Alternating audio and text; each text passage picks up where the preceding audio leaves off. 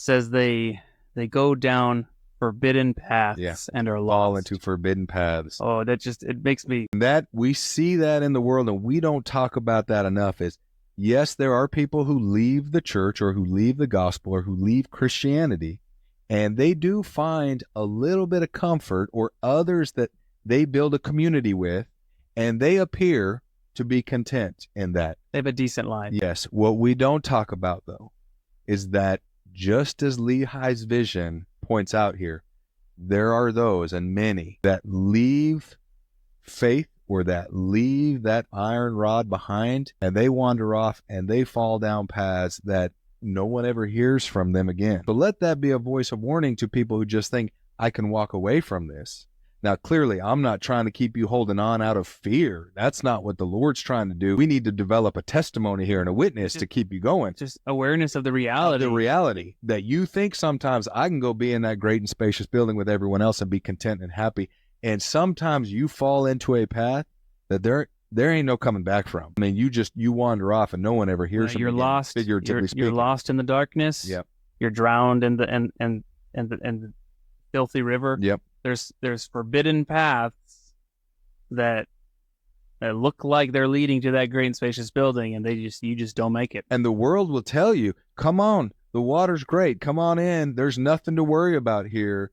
They won't warn you in advance that, hey, you may not make it. And Lehi's vision makes it very clear that, yes, you can head towards that great and spacious building, but there's no guarantee you're even going to make it to that.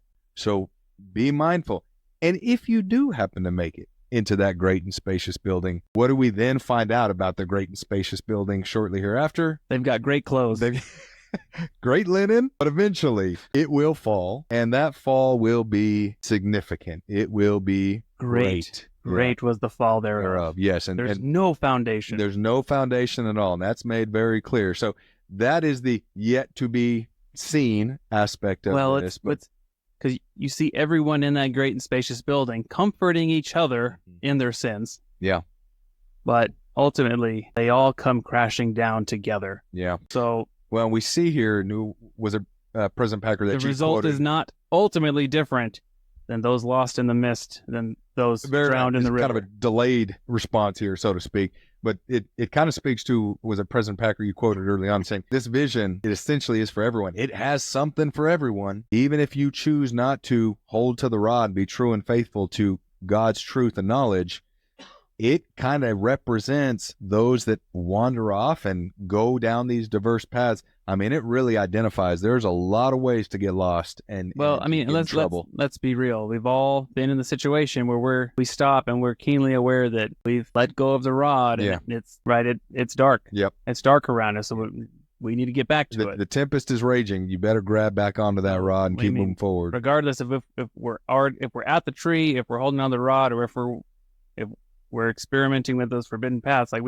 we can find our place in that vision and clearly see how do we get out, how do we get to where we need to be from where we are. Yep, that's right.